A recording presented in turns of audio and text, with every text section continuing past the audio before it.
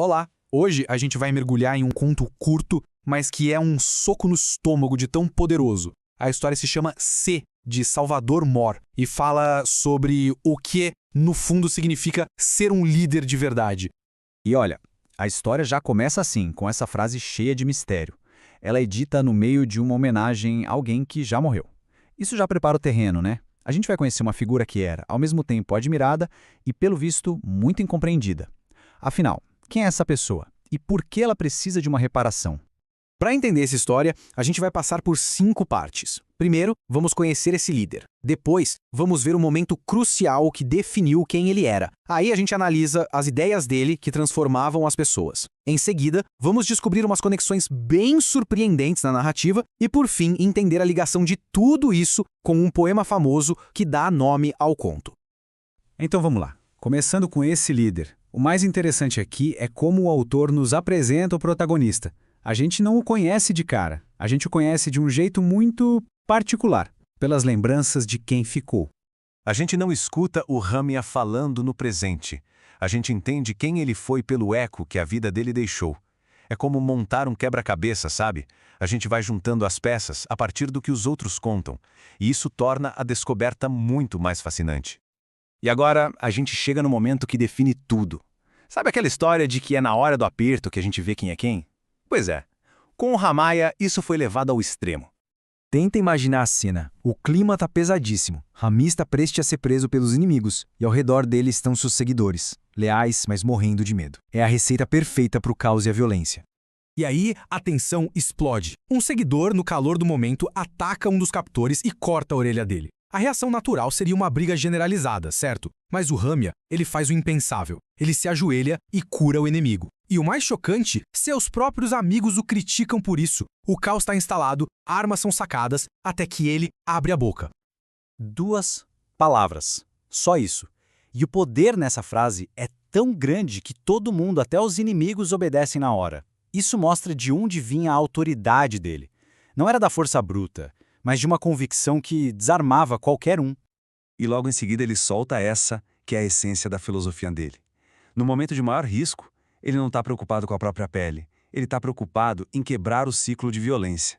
É a teoria dele na prática, no teste mais difícil possível. Bom, já vimos o Ramya em ação, mas ele era muito mais do que atos heróicos. Ele era um líder que, com suas palavras, desafiava o jeito de pensar de todo mundo ao redor, e muitas vezes de um jeito bem desconfortável. Esses 2 exemplos mostram perfeitamente o método dele.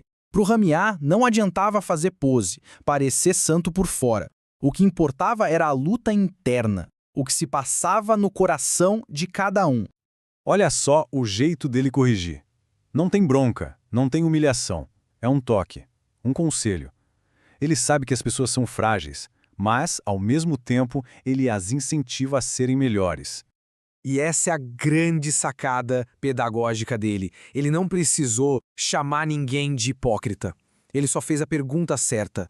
E o silêncio que veio depois, aquele silêncio constrangedor, falou tudo. Ele fez com que eles mesmos se julgassem, o que é muito mais forte que qualquer sermão. A essa altura, talvez alguns desses detalhes da vida do Ramya já tenham soado um pouco familiares. E é agora que a gente vai entrar na camada mais genial e engenhosa dessa história. Vamos pensar, um líder que cura a orelha de um inimigo no momento da prisão, que avisa que quem vive pela espada morre pela espada, cujos seguidores dormem numa hora crucial. Só familiar, não? Onde foi que a gente já ouviu isso?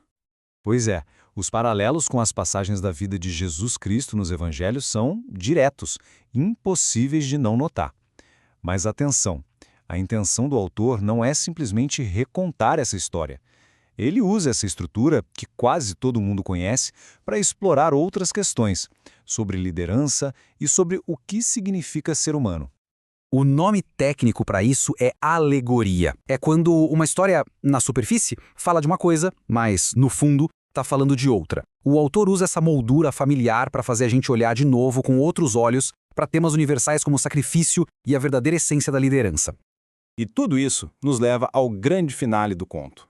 É aqui que a gente vai entender, afinal, por que a história se chama C. O que, na visão de quem conta a história, o Heimer realmente representava.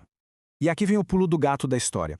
A ideia não é colocar o Ramya num pedestal divino como alguém inalcançável. Pelo contrário, o conto apresenta como o auge do potencial humano. Ele é a personificação do homem ideal que um famoso poema de Rudyard Kipling chamado C descreve. Esta parte do poema parece uma fotografia da cena da prisão, não acha? Enquanto todo mundo, amigo e inimigo, estava perdendo a cabeça, Ramya manteve uma calma que mudou tudo.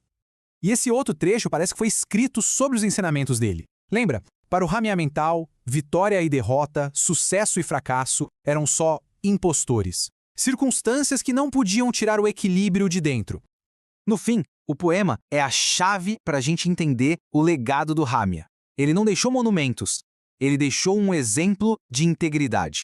A grande mensagem é que a grandeza de alguém não está nas suas conquistas, mas sim na força do seu caráter.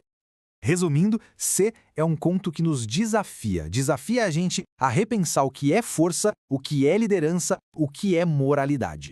É um convite para a gente refletir sobre o que realmente faz um ser humano ser grande. E a história termina nos deixando com essa provocação.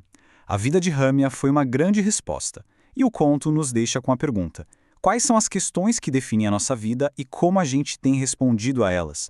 Fica aqui a reflexão e, claro, a recomendação para a leitura desse conto que com certeza vai mexer com quem o lê.